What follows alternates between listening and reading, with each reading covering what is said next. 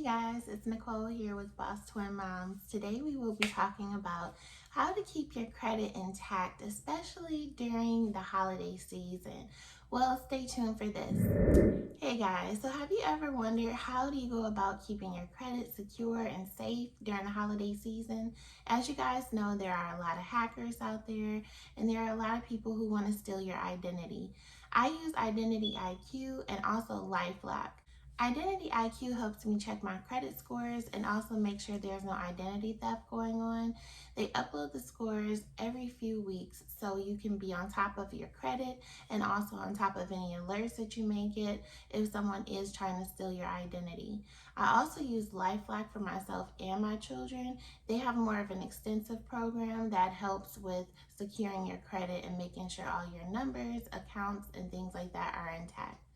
So the number one thing to definitely keep your credit intact and make sure you have a good credit score is to check your credit score.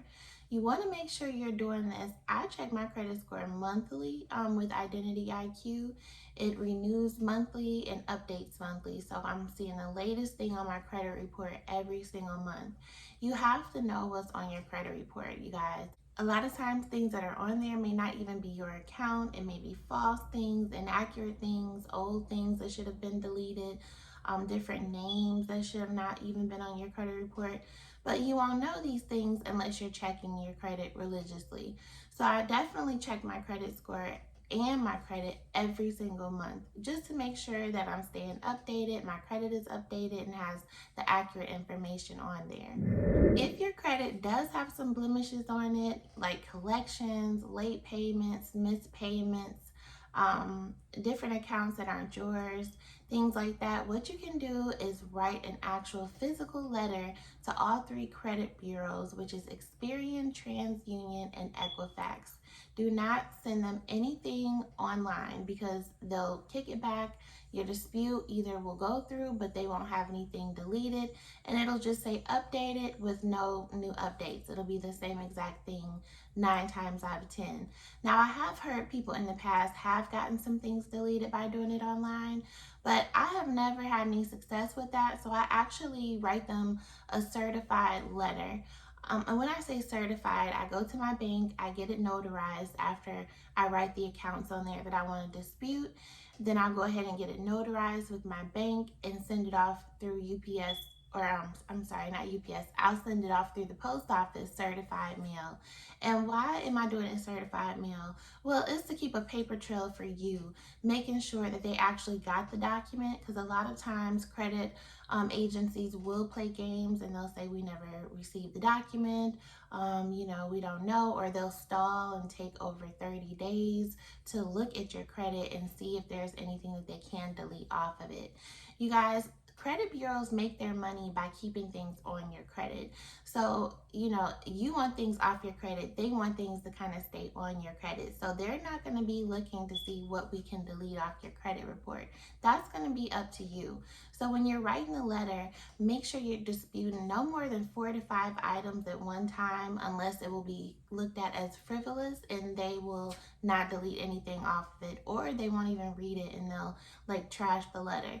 So make sure when you dispute things, it's at least 4 to 5 accounts on there, and then make sure you get it notarized and also you send it certified mail.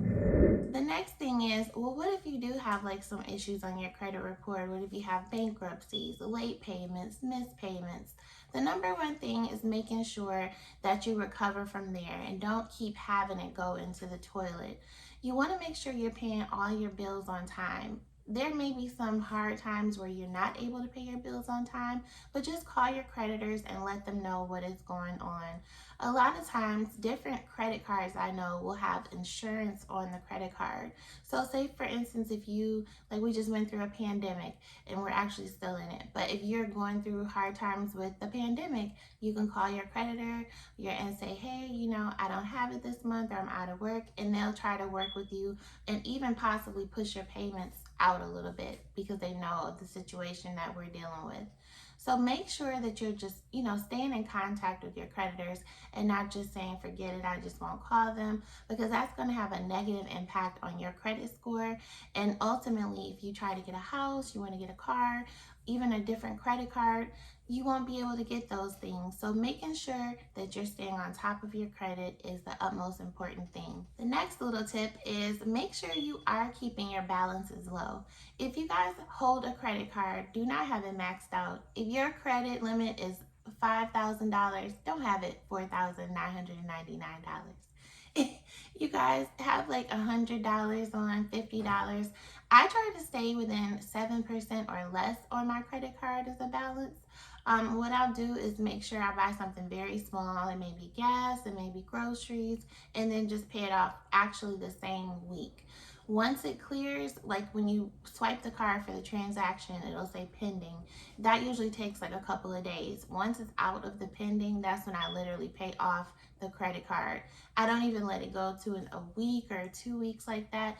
And what I'm doing is I don't swipe my credit card unless I actually have the cash to cover it. So that's how I'm able to pay off the card quickly, because I already have the cash for it, but I want to get those points. So I go ahead, swipe my credit card, check it every couple of days. As soon as it's out of the pending status, I'll go ahead and completely pay it off. And that keeps your credit score good as well over time if you're doing that. Once the banks can see that they can trust you and you're not maxing out your credit card, they'll definitely extend you more credit, and your credit score is going to go up from that. And the next one is don't be discouraged. A lot of times you may not get things deleted on your first try when you're disputing the credit bureaus.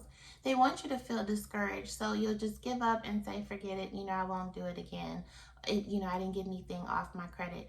Don't get discouraged. Do it again. Write them another letter, and this time be a little bit more aggressive in the letter. Don't be mean, don't be rude.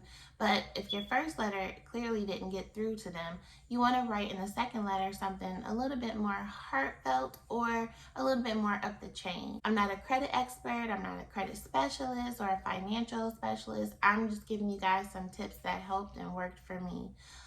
And a couple of times I did have to write at least a third dispute letter to talk to them, basically letting them know, like, hey, this is not taken off my credit report because it's not mine. I'm going to file a complaint. And there's different ways on how you can file complaints with the credit bureaus online. So you guys can look that up in your free time if you're not getting your deletions off your credit report. Well, you guys, those are some quick tips that I have done to help me boost my credit score over 200 points. If you guys like videos like this or want me to go more in depth next time, let me know. Leave some comments below. Hit the like button below, comment, and subscribe. Thank you.